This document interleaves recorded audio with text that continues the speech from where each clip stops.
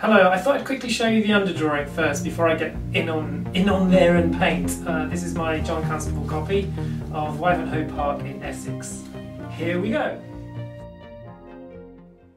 Using a very large brush, blocking the sky as quickly as possible. I'm using a bluey grey here for the sky, so it doesn't dominate the landscape too much, and it will also help me later on when I start to put clouds in.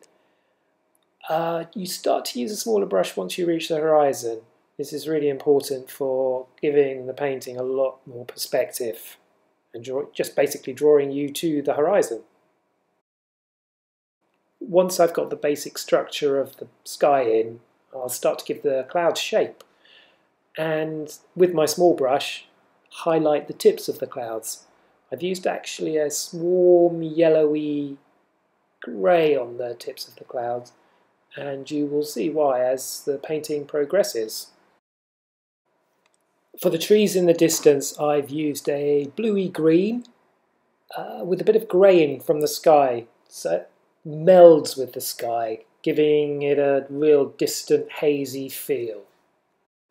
The trees in the distance look a bit faint at the moment, or they haven't got much form, so I'm going to mix a little bit of yellow and highlight them and put a few more saplings in just to bring it forward a little.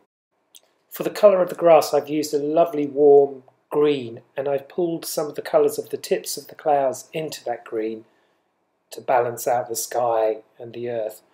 You'll notice I'm painting onto brown. It's a very warm earthy brown, which again brings out the colours of the grass, giving the painting so much more depth and a bit of a glow. I've used a bluey green for the shadowy areas of the grass.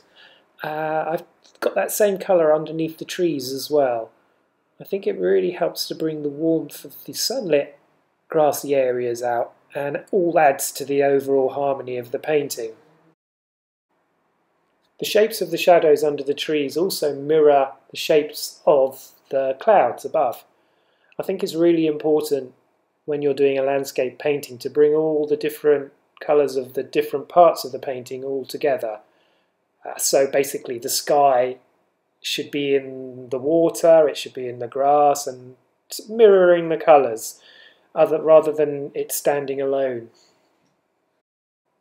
Reflections on first sight can look quite intimidating. They're really just blocks of colour, just more muted tones, just mirroring maybe the sky or a distant building or long shadows. For convincing shadows, you just need to blur the paint a little bit and move the paint around, creating little zigzags of broken colour. My favourite part of a painting to reach is the details.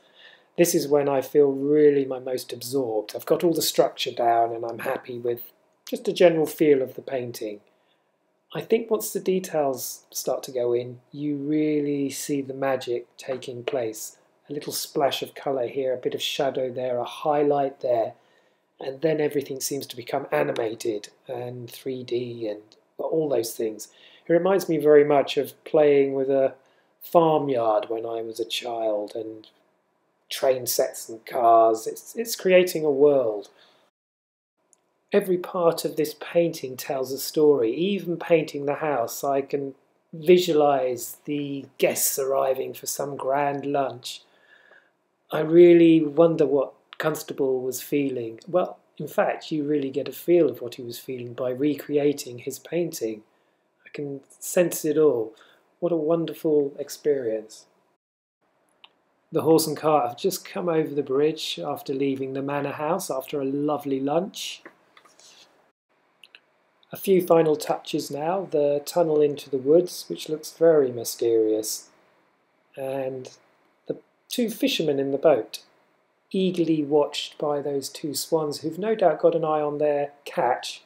I love the little red jumper he's wearing, it really brings that little area out. And finally highlighting the clouds and a flock of crows coming out of the woods.